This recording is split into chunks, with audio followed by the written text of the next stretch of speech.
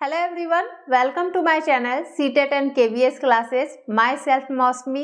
तो आप सबकी तैयारी कैसी चल रही है? आई होप बहुत ही अच्छे से चल रही होगी, बहुत ही मेहनत कर रहे होंगे आप लोग को। और इस टाइम पे मेहनत करनी भी है क्योंकि एग्ज़ाम में अब ज़्यादा समय नहीं है। जनवरी ख़त्म होने वाली है और फरवरी में आपकी एग्ज़ाम जो है वो शुरू हो जाएगी। तो आप लोग अच्छे से मेहनत कीजिए और उतना ही पढ़िए जितना आपके एग्ज़ाम के लिए ज़रूरी हो। किसी भी चीज़ को ज़्यादा डिटेल्स में या फिर ज़्यादा बुक्स को पढ़ा मत कीजिए। कुछ लिमिटेड नोट्स ही है जिसे आप लोग पढ़िए क्योंकि इस टाइम पे वही आपको हेल्प करेंगे। जितना ज़्यादा आप लोग अभी डिटेल्स में जाइएगा हर चीज़ में तो वो आपका समय भी जो है वो बर्बाद करेगा और आपको दिक्कत भी हो जाएगी। ठीक है, तो अपने एग्ज़ाम के अनुसार कम समय में कम चीज़ों को देखिए, लेकिन अच्छे से देखिए। जो भी पढ़िए वो अच्छे से पढ़िए। ठीक है, तो चलिए क्लास को शुरू करते हैं। तो हमारी ज्योग्राफी की क्लास चल रही थी, ज्योग्राफी की एनसीईआरटी की बुक क्लास 6। आप सभी को पता है एनसीईआरटी को पढ़ना बहुत ही ज़्यादा ज़रूरी है क्योंकि केवीएस में जो सिलेबस में दिया गया है उसी से क्वेश्चन आने हैं और वहाँ क्लियर बोल दिया गया है कि आप लोग के एग्ज़ाम में एनसीईआरटी के बुक से ही क्वेश्चन आते हैं। किसी भी टीचिंग एग्ज़ाम में एनसीईआरटी से ही क्वेश्चन पूछे जाते हैं। तो इससे ज़्यादा बाहर आप लोग से कुछ एक्स्ट्रा नहीं पूछा जाएगा, जो आपके सिलेबस में है वही पूछा जाएगा। ठीक है, तो चलिए शुरू करते हैं। तो हम लोग पहले भी कहे थे कि एक क्लास में हम लोग 2 चैप्टर को कंप्लीट करने की कोशिश करेंगे। समय ज़्यादा नहीं है, उतना ही पढ़ेंगे जो हमारे लिए ज़रूरी होगा या जो भी उस चैप्टर में इम्पॉर्टेंट पॉइंट्स होंगे। उससे एक्स्ट्रा अभी हम ज़्यादा डिटेल्स में किसी भी चैप्टर में हम नहीं जाएंगे। ठीक है, तो आज हम देखेंगे चैप्टर 5 ज्योग्राफी का, क्लास 6 चैप्टर 5 और चैप्टर 6। इन दोनों के कुछ इंपॉर्टेंट पॉइंट्स को हम लोग आज देख लेते हैं। तो जो चैप्टर 5 है आपका वो है पृथ्वी की प्रमुख परिमंडल। ठीक है, पृथ्वी की प्रमुख परिमंडल। अब इसमें हम लोग कुछ मेन चीज को समझ लेते हैं, जैसे आपका भूमंडल, वायुमंडल, जलमंडल, जीवमंडल। ये क्या है तो नॉर्मल हम इसे समझ लेंगे। ठीक है, ज़्यादा पॉइंट्स को लिखने की जरूरत नहीं है, नॉर्मल समझने पे फोकस कीजिए। उतने ही चीज को आपको लिखाया जाएगा जो आपके लिए जरूरी होगा। ठीक है, तो इसको हम नॉर्मल समझ लेंगे। तो भूमंडल क्या है आप सभी को पता है, पृथ्वी का ठोस भाग जिस पर हम रहते हैं, जिस पे हम लोग रहते हैं, पृथ्वी का ठोस भाग वो होता है भूमंडल। ठीक है, वायुमंडल, वायुमंडल क्या है, गैस की परतें जो पृथ्वी को चारों ओर से घेरती है। क्या है वायुमंडल? गैस की परतें जो पृथ्वी को चारों ओर से घेरती है वो होती है वायुमंडल। अब वायुमंडल में ही तो आपकी बहुत सारी गैसें है, ऑक्सीजन है, कार्बन डाइऑक्साइड है, नाइट्रोजन है। सारी गैसें जो है वो क्या करती है, पृथ्वी को चारों ओर से घेरती है, वो हमारी वायुमंडल होती है। नेक्स्ट है जलमंडल। तो पृथ्वी का बहुत बड़ा भाग जल पाया जाता है जिसे जलमंडल कहा जाता है। जीवमंडल क्या है? जीवमंडल में स्थल, जल एवं हवा एक साथ मिले होते हैं। क्या होता है? स्थल, जल और हवा। आपके जीवमंडल में स्थल, जल और हवा ये एक साथ मिले होते हैं जहाँ सभी प्रकार के जीवन पाए जाते हैं, जहाँ पे सभी प्रकार के जीवन पाए जाते हैं, यानी कि मनुष्य भी, जानवर भी, पेड़ पौधे, सभी चीजें। ठीक है, तो क्या होता है जीवमंडल में? स्थल, जल और हवा इन एक साथ मिलते हैं ये सभी चीजें, और जहाँ सभी प्रकार का जीवन जो है वो संभव है, यानी लाइफ जो है वो संभव है, वो चाहे इंसानों का हो, जानवरों का, पेड़ पौधे का, सभी का। तो ये समझ गए, बस इसमें इतना ही जानना है। ये सुनना, सिर्फ सुनना है, जो जरूरी चीज होगी वो आप लोग को लिखवा दी जाएगी, जो सुन के भी कुछ चीजें आप लोग समझ सकते हैं। ठीक है, नेक्स्ट है हमारा भूमंडल। भूपट्टी की चट्टानों तथा मिट्टी की पतली परतों से बना होता है। अब ये जो भूमंडल होता है, जो हमारे क्या होता है, पृथ्वी का ठोस भाग जिस पर हम रहते हैं ये किससे बना होता है? ये भूमंडल भूपर्टी की चट्टानों तथा मिट्टी की पतली परतों से बना होता है, जिसमें जीवों के लिए पोषक तत्व पाए जाते हैं। ठीक है, भूमंडल में ही जीवों के लिए क्या पाए जाते हैं? पोषक तत्व जो है वो पाए जाते हैं। नेक्स्ट है, पृथ्वी की सतह को दो मुख्य भागों में बांटा गया। अब पृथ्वी की जो सतह है उसको दो मुख्य भागों में बांटा गया है। वो क्या है? बड़े स्थल भूभाग को, जो बड़ा स्थल भूभाग होता है उसे महाद्वीप के नाम से जाना जाता है, और बड़े जलाशय को महासागरीय बेसिन के नाम से जाना जाता है। जो स्थल भाग होता है उसे महाद्वीप, और जो जलाशय का बड़ा भाग होता है उसे महासागरीय बेसिन के नाम से जाना जाता है। यहाँ तक क्लियर है? तो चलिए आगे देखते हैं। नेक्स्ट देखते हैं, स्थल की ऊंचाई को समुद्र तल से मापा जाता है, जिसे शून्य माना जाता है। अब जो स्थल की ऊंचाई होती है उसे कहाँ से मापा जाता है? स्थल की ऊंचाई समुद्र तल से मापा जाता है। यानी कि स्थल की ऊंचाई, ये क्वेश्चन आपके किसी टीचिंग एग्जाम में पूछा भी गया था। ठीक है, कि स्थल की ऊंचाई को समुद्र तल से मापा जाता है, मतलब स्थल की ऊंचाई को कहाँ से मापा जाता है? तो समुद्र तल की ऊंचाई से। याद रहेगा, स्थल की ऊंचाई को समुद्र तल से मापा जाता है, यानी कि समुद्र का जो तल होता है वहां से स्थल की ऊंचाई को मापा जाता है। ठीक है, जिसे शून्य माना जाता है। नेक्स्ट है, विश्व का सबसे ऊंचा शिखर कौन है? Mount Everest. ठीक है, विश्व का सबसे ऊंचा शिखर माउंट एवरेस्ट है, जो समुद्र तल से 8,848 मीटर ऊंचा है। कहाँ से? समुद्र तल से। ऊंचाई कहाँ से मापी जाती है? तो समुद्र तल से। स्थल की जो ऊंचाई होती है वो समुद्र तल से मापी जाती है। ठीक है, जो आपकी जो स्थल होती है उसकी ऊंचाई समुद्र तल से मापी जाती है। तो विश्व का सबसे ऊंचा शिखर माउंट एवरेस्ट है, जो समुद्र तल से 8,848 मीटर ऊंचा है। याद रहेगा कितना मीटर ऊंचा है? तो 8,848, 8848 याद रखिएगा। ठीक है, ये नंबर भी बहुत अच्छे से दिया गया है, 8 8 फिर 4 फिर 8। ठीक है, तो विश्व का सबसे गहरा भाग, अब वो तो था ऊंचा, अब ये क्या है? सबसे गहरा भाग प्रशांत महासागर का मरियाना गर्त है। अगर विश्व का सबसे ऊंचा शिखर पूछे तो माउंट एवरेस्ट, जिसकी ऊंचाई 8,848 मीटर है। ठीक है, 8 8 याद रखना है। जब भी माउंट एवरेस्ट का बात आए, विश्व का सबसे ऊंचा शिखर का बात आए, तो याद रखिएगा 8 8। ठीक है, और फिर बीच में एक 4 आ जाना है, यानी 8 का हाफ, 4 + 4 8। ठीक है, तो बीच में जो है आपका 4 आ जाना है और फिर 8 आ जाना है। और जब विश्व का सबसे गहरा भाग पूछा जाएगा तो प्रशांत महासागर का क्या है? मरियाना गर्त जो है विश्व का सबसे गहरा भाग है, जिसकी गहराई कितना है? 11,022 मीटर है। ठीक है, ये भी बहुत अच्छे नंबर है। जब भी गहराई का बात आए तो 11 और 22 याद रखिएगा। 11 11 और 22 बीच में एक शून्य लगा दीजिएगा। ठीक है, तो जब भी ऊंचाई मापने की बात आए, स्थल की जो ऊंचाई है वो कहाँ से मापी जाती है? तो समुद्र तल से मापी जाती है। जो समुद्र का जो तल होता है वहां से स्थल की ऊंचाई को मापा जाता है, उसे शून्य माना जाता है।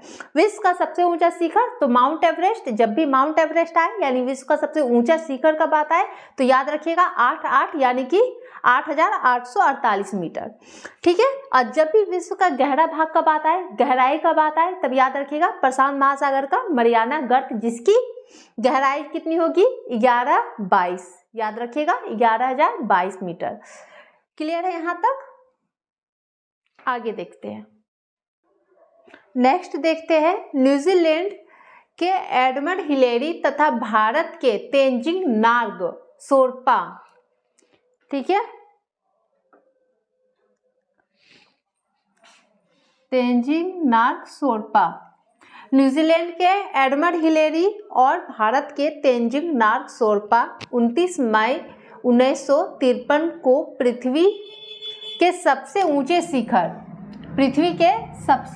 ऊंचे शिखर माउंट एवरेस्ट पे चढ़ने वाले पहले व्यक्ति थे। सबसे पहला व्यक्ति माउंट एवरेस्ट पे चढ़ने वाला कौन था? तो न्यूजीलैंड का एडमंड हिलेरी था और भारत का तेंजिंग नार्ग शेरपा। ठीक है, कब चढ़े थे इन्होंने? 29 मई 1953 को। कैसे याद रखना है? तो याद रखिएगा, माउंट एवरेस्ट पे जो चढ़ने वाला व्यक्ति था, सबसे पहला व्यक्ति, जब व्यक्ति पूछता है तो एक तो न्यूजीलैंड का था जिसे हिलेरी से याद रखिएगा, एडमंड हिलेरी, न्यूजीलैंड का हिलेरी था। और भारत का कौन था? तेंजिंग नार्ग। अब जो ये नार्ग जो है ना, ये नाग को आप नाग से याद रखिएगा। ठीक है, हमारे नाग देवता। ठीक है, तो जहां आपको ये नाग दिख जाए, ठीक है, तो आप लोग समझ जाइएगा कि ऑप्शन में वही है। ठीक है, अगर बाय चांस आप लोग भूल जाते हैं, आप लोग को याद नहीं रहता है, तो तब के लिए है ये। ठीक है, कि याद कैसे रखा जाए, क्योंकि आपके सामने जब 4 ऑप्शन आते हैं और आप कंफ्यूज होगे तो कुछ एक चीज होती है, कुछ ऐसे पॉइंट होती है, कुछ ऐसी बातें होती है जो आदमी को याद दिला देता है, कनेक्ट कर देता है। ठीक है, तो भारत का कौन था? तो याद रखिएगा, जहां नाग की बात आए, हमारे नाग देवता, यानी जिस नाम में आपको नाग दिख जाए समझ लीजिएगा वही होगा। ठीक है, तो न्यूजीलैंड के एडमंड हिलेरी थे, हिलेरी याद रखिएगा, और भारत के तेंजिंग नार्ग शेरपा। कब इन्होंने पृथ्वी पर के सबसे ऊंचे शिखर माउंट एवरेस्ट पे चढ़े थे? 29 मई को 1953 में। अब नेक्स्ट पॉइंट जो है, जापान की जुको ताबेई विश्व की पहली महिला थी जिसने 16 मई 1975 को एवरेस्ट पे कदम रखा था। और अगर ये पूछता है कि विश्व की पहली महिला कौन थी, विश्व की पहली महिला जिसने माउंट एवरेस्ट पे अपना कदम रखा था, अगर महिला पूछे और विश्व की पूछे, तब कौन थी? जापान की जुको ताबेई। जो से जापान, जो से जुको ताबेई विश्व की पहली महिला थी जिसने एवरेस्ट पे, माउंट एवरेस्ट पे अपना कदम रखा था। कब रखा था? तो 16 मई 1975 को। नेक्स्ट है बचेंद्री पाल, भारत की पहली महिला थी जिसने 23 मई 1984 को एवरेस्ट पर अपना कदम रखा। और अगर पूछता है भारत की पहली महिला कौन थी जिसने माउंट एवरेस्ट पे अपना कदम रखा था, भारत, अगर भारत पूछता है तब बचेंद्री पाल थी। ठीक है, जो भारत की पहली महिला थी जिसने 23 मई 1984 को माउंट एवरेस्ट पे अपना कदम रखा था। इस पे ध्यान देने की जरूरत ये है कि आप लोग से पूछ देगा विश्व और आप लोग समझ लेते हो भारत।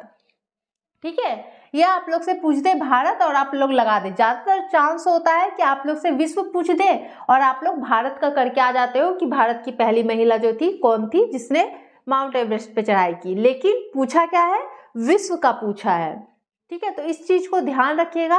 अगर पहला व्यक्ति जिसने माउंट एवरेस्ट पे चढ़ाई की थी, तो याद रखिएगा न्यूजीलैंड का एक हिलेरी थे और नाग यानी भारत के एक व्यक्ति थे जो जिनका नाग यानी नाग से हम याद रख रहे हैं, यानी तेंजिंग नार्ग शेरपा। ठीक है, कब चढ़े थे? 29 मई 1953। अब इस चीज में ध्यान दीजिएगा कि ये सब जो चढ़े थे ये मई है, साल सेम नहीं है, लेकिन सब मई में चढ़े थे। एक का 29 है, फिर 16 है, फिर 23 है। तो याद रखिएगा, जो सबसे पहले जो आदमी थे वो 29 यानी कि मई खत्म होने से एक दिन पहले 29 मई में वो लोग चढ़े थे। उसके बाद जो था वो 16 मई यानी कि बीच का टाइम था, 15 के बाद 16 बीच का मंथ जो है वो था। और जो नेक्स्ट जो भारत की महिला चढ़ी थी वो 23 को। ठीक है, अब साल अलग है, ये 1953 है, ये 1975 और ये 1984। ठीक है, याद रखिएगा। तो कौन, अगर विश्व का पूछता है विश्व की पहली महिला जिसने माउंट एवरेस्ट पे चढ़ाई की थी विश्व की, तो जापान की जुको ताबेई, जो से जापान है और जो से जुको ताबेई है। जहां आपको जापान दिख जाए जुको ताबेई समझ लीजिए। ठीक है, तो विश्व की ये पहली महिला थी। और अगर भारत का पूछ दे माउंट एवरेस्ट पे चढ़ने वाली पहली महिला भारत की कौन थी, तो बचेंद्री पाल थी जो भारत से थी। कब चढ़ाई की थी? 23 मई 1984 को। क्लियर है यहाँ तक? नेक्स्ट है हमारा पृथ्वी के 7 प्रमुख महाद्वीप है। महाद्वीप यानी सबसे बड़े जो स्थल भाग होता है उसे हम लोग क्या कहते हैं? महाद्वीप कहते हैं। सबसे बड़े स्थल भूभाग को महाद्वीप कहा जाता है। अब ये जो महाद्वीप है ये 7 प्रमुख होते हैं, यानी कि पृथ्वी पर 7 प्रमुख महाद्वीप होते हैं। महाद्वीप कौन होते हैं? सबसे बड़े स्थल भूभाग को कहा जाता है। जो स्थल भूभाग होता है उसे महाद्वीप कहा जाता है। तो ये 7 होते हैं। कौन कौन से होते हैं? एक होता है एशिया, ठीक है, यूरोप, अफ्रीका, उत्तरी अमेरिका, दक्षिण अमेरिका, ऑस्ट्रेलिया और अंटार्कटिका। क्लियर है? एशिया, यूरोप, फिर अफ्रीका, फिर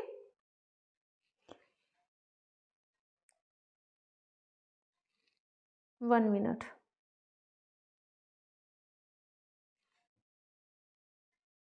कौन कौन से है? एशिया है, यूरोप है, अफ्रीका है, उत्तरी अमेरिका, दक्षिणी अमेरिका, ऑस्ट्रेलिया और अंटार्कटिका।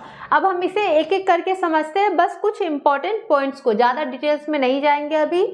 तो एशिया क्या है? अब ये जो एशिया है ये विश्व का सबसे बड़ा महाद्वीप है। सबसे बड़ा महाद्वीप कौन है? एशिया है। ठीक है, आप लोग वैसे ही याद रखिएगा जैसे आप लोग को बताया जा रहा है। ठीक है, तो सबसे बड़ा जो है वो कौन है? आपका एशिया सबसे बड़ा, विश्व का सबसे बड़ा महाद्वीप है। पूर्वी गोलार्ध में स्थित है। अब ये एशिया कहाँ है? पूर्वी गोलार्ध में स्थित है। कर्क रेखा इस महाद्वीप से होकर गुजरती है। ठीक है, एशिया के पश्चिम में यूराल पर्वत है जो इसे यूरोप से अलग करता है। किसके पश्चिम में यूराल पर्वत है? तो एशिया के पश्चिम में यूराल पर्वत है जो इसे यूरोप से अलग करता है। इसे क्या कहते हैं? इसे यूरेशिया भी कहते हैं। एशिया का जो संयुक्त भूभाग है उसको यूरेशिया भी कहते हैं, यानी कि यूरोप प्लस एशिया। ठीक है, तो इसे यूरेशिया भी कहा जाता है। तो एशिया में क्या है? हमारा जो 7 प्रमुख महाद्वीप है उसमें सबसे पहला है हमारा एशिया। एशिया में क्या है? सबसे बड़ा महाद्वीप हमारा एशिया है। याद रखना है, एशिया नाम आए यानी कि सबसे बड़ा जो विश्व का सबसे बड़ा जो महाद्वीप है वो एशिया है। उसके बाद एशिया कहाँ स्थित है? तो ये पूर्वी गोलार्ध में स्थित है। ठीक है, ये पूर्वी गोलार्ध में स्थित है और पूर्वी गोलार्ध में स्थित है तो कर्क रेखा इससे होकर गुजरती है।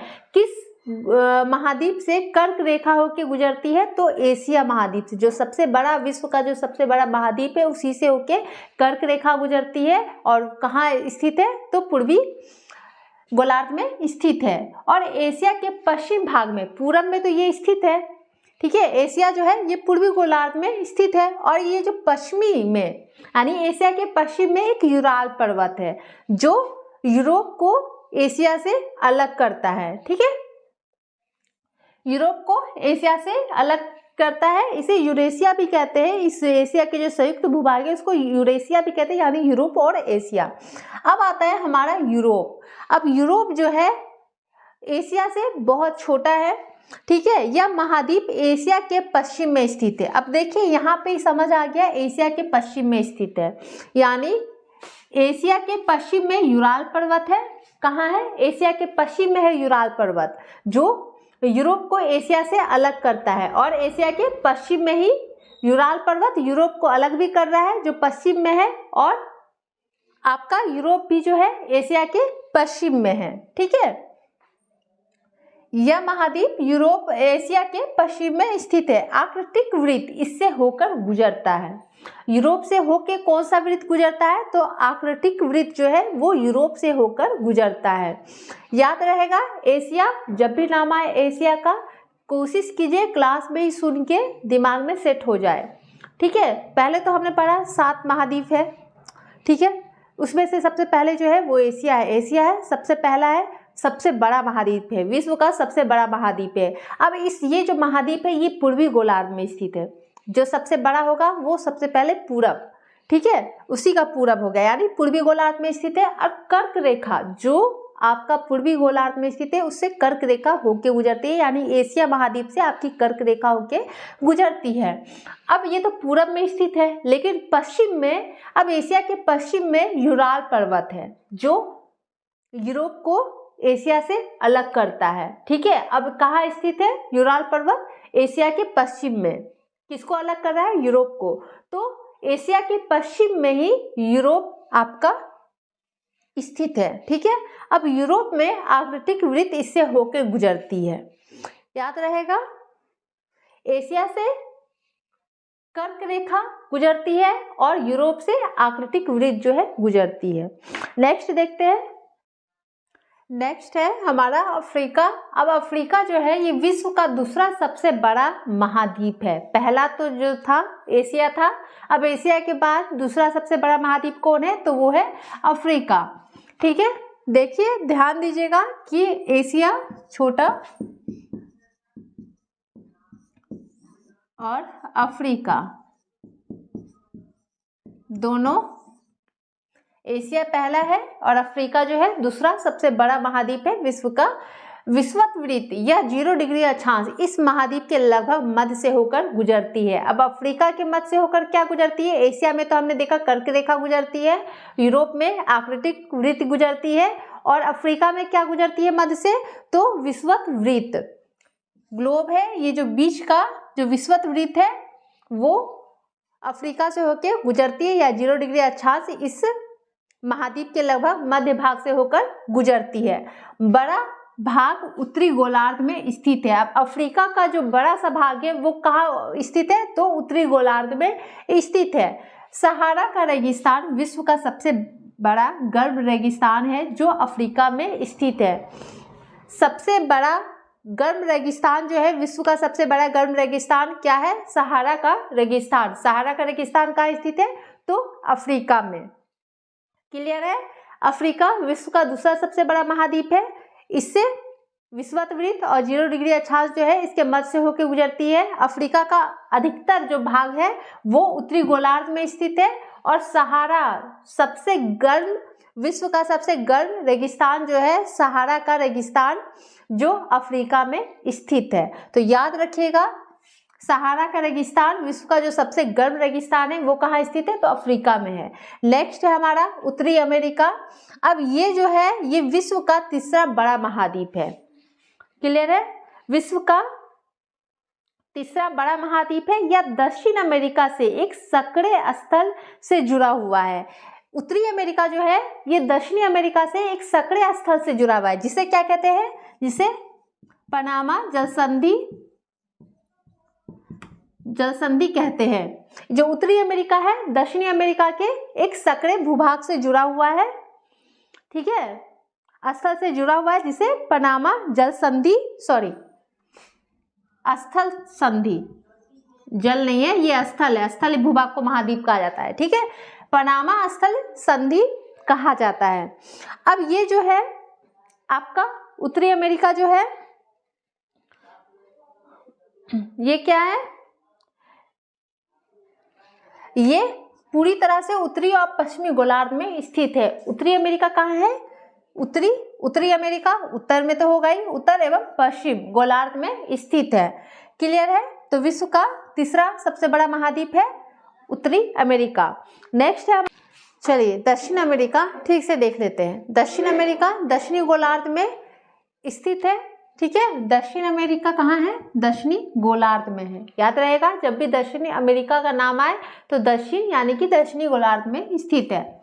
विश्व का सबसे लंबी पर्वत श्रृंखला एंडीज इसके उत्तर से दक्षिण की ओर फैली हुई है। अब जो एंडीज पर्वत श्रृंखला है ये कहाँ है, ये आपके दक्षिण अमेरिका में है।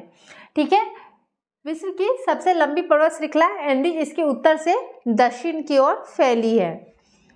दक्षिण अमेरिका में विश्व की सबसे बड़ी नदी अमेजन बहती है।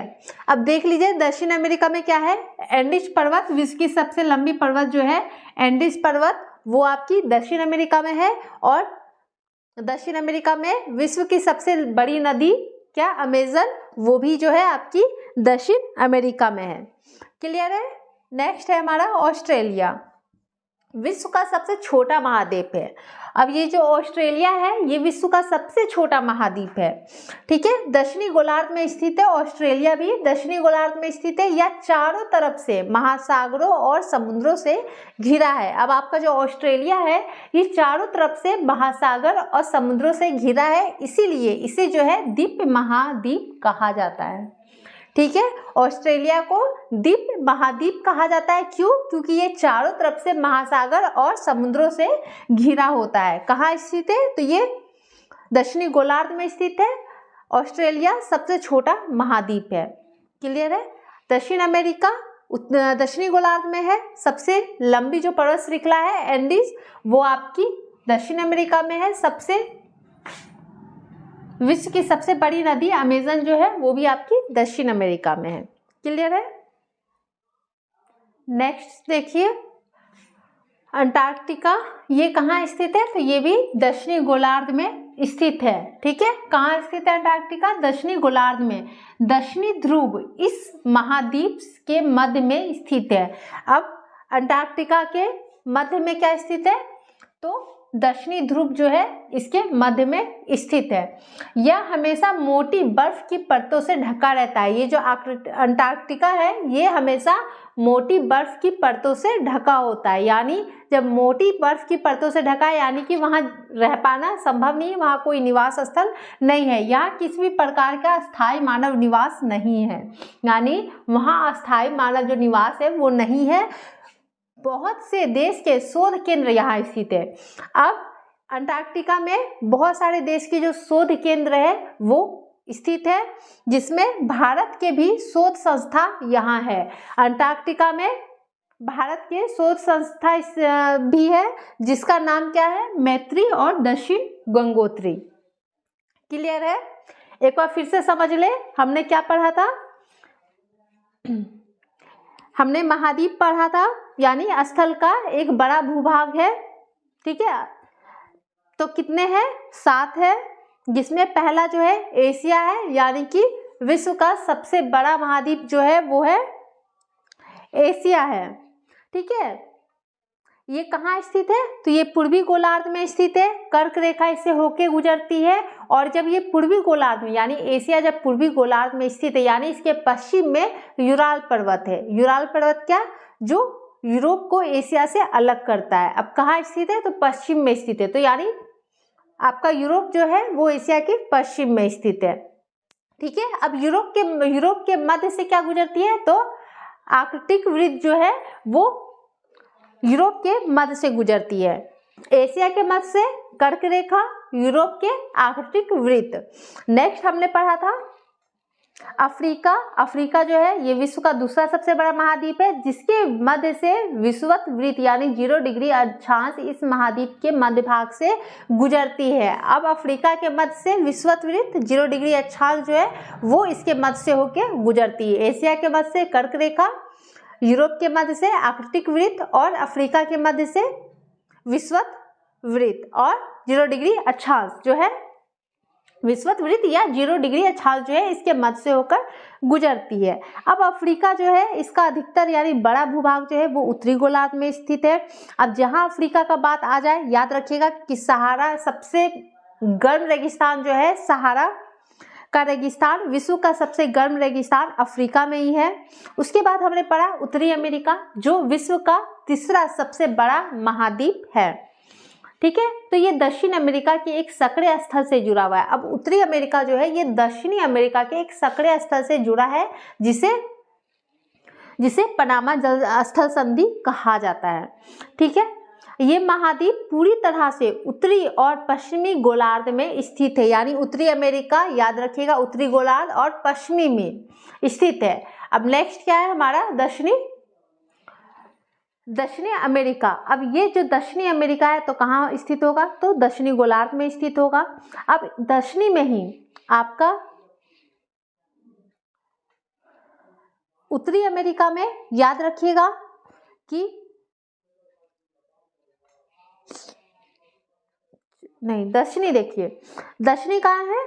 तो दक्षिण अमेरिका का अधिकांश भाग जो है वो दक्षिणी गोलार्ध में स्थित है। विश्व की सबसे लंबी पर्वत श्रृंखला एंडीज जो है ये दक्षिणी अमेरिका में ही है, जो उत्तर से दक्षिण की ओर फैली है। और विश्व का सबसे बड़ी नदी अमेजन नदी भी जो है वो दक्षिणी अमेरिका से ही बहती है। क्लियर है? उसके बाद हमने ऑस्ट्रेलिया पढ़ा, जो विश्व का सबसे छोटा महाद्वीप जो है वो क्या है? वो ऑस्ट्रेलिया है। ठीक है, अब ये जो है ऑस्ट्रेलिया, ये भी दक्षिणी गोलार्ध में स्थित है। यह चारों तरफ से महासागर और समुद्रों से घिरा हुआ है। इसे द्वीप महाद्वीप कहा जाता है। ठीक है, फिर लास्ट जो हमारा था अंटार्कटिका। अब ये भी दक्षिणी गोलार्ध में स्थित है। दक्षिणी ध्रुव इस महाद्वीप के मध्य में स्थित है। इसके मध्य में क्या स्थित है, तो दक्षिणी ध्रुव है। ठीक है, अब यहाँ पे हमेशा बर्फ की जो मोटी परतें हैं वो रहती है, यानी कि वहाँ पे अस्थायी मानव निवास नहीं कर सकते हैं। यहाँ पे शोध संस्था, बहुत सारे शोध संस्था जो केंद्र है वो स्थित है। ठीक है, भारत के भी शोध संस्था यहाँ स्थित है, जिसे मैत्री और दक्षिण गंगोत्री कहा जाता है। क्लियर है यहाँ तक। अब हमारा जो जल मंडल है इसमें ज़्यादा कुछ देखना नहीं है, इसमें बस एक अटलांटिक महासागर जो है उसके बारे में जान लीजिए कि ये विश्व का दूसरा सबसे बड़ा महासागर है। यह अंग्रेजी भाषा के एस अक्षर के आकार का होता है। ये एस अक्षर के आकार का होता है। कौन? अटलांटिक महासागर। ठीक है, बस क्लियर है। उसके बाद हम लोग देख लेते हैं वायुमंडल की परतें। अब आप सभी को पता है वायुमंडल को 5 परतों में बांटा गया है। क्षोभ मंडल, समताप मंडल और मध्य मंडल, ठीक है, आयन मंडल और बहिमंडल। अब इन मंडलों के बारे में भी आपने पहले भी पढ़ लिया है, आप लोग को पढ़ाया जा चुका है। क्षोभ मंडल क्या है? सभी मौसमी घटनाएं, यानी वर्षा हुआ, कोहरा हुआ, जितनी भी मौसमी घटनाएं होती है वो सब जो है क्षोभ मंडल में होती है। जैसे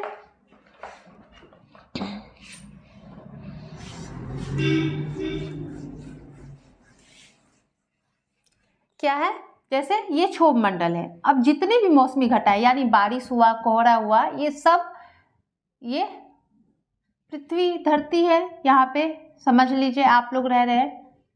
ठीक है, तो जितनी भी मौसमी घटनाएं हैं, बारिश हो, कोहरा हो, ये सब कहाँ हो रहा है? तो ये सब क्षोभ मंडल में हो रहा है, क्षोभ मंडल में। ठीक है, उसके बाद हमारा था समताप मंडल, यानी क्षोभ मंडल के ऊपर स्थित है। हवाई जहाज इसी परत पे उड़ती है। ओजोन गैस की परतें होती है। ठीक है, ओजोन की परतें हानिकारक रेस को पृथ्वी पे आने से रोकती है। अब समताप मंडल जो है वो यहाँ है, यानी कि हवाई जहाज जो उड़ते हैं यहाँ पे इसी में उड़ती है। साथ ही इसमें ओजोन गैस की परतें होती है, यानी ओजोन की परत जो है वो हानिकारक रेस को पृथ्वी पर आने से रोकती है। नेक्स्ट हमारा मध्य मंडल है। ठीक है, अब मध्य मंडल में क्या है? अंतरिक्ष में प्रवेश करने वाले उल्कापिंड इस परत पर आने पे जल जाते हैं। मध्य मंडल में क्या होता है? जो उल्कापिंड होते हैं, ठीक है, जिसे आप लोग टूटता हुआ तारा समझते हैं, ठीक है, वो क्या होता है? मध्य मंडल में आते ही वो जल जाता है। ठीक है, नेक्स्ट था हमारा महावायुमंडल या फिर तापमंडल। बढ़ती ऊंचाई के साथ तापमान बहुत तेजी से बढ़ता है। आयन मंडल जो होता है ये इसी का एक हिस्सा होता है। अब ये आयन मंडल में क्या होता है? यह परत रेडियो प्रसारण में मदद करती है। ठीक है, पृथ्वी से प्रेषित रेडियो तरंगे इस परत से वापस पृथ्वी पर परिवर्तित होती है। आयन मंडल में क्या होता है? आयन मंडल जहां बात आए तो रेडियो तरंगे,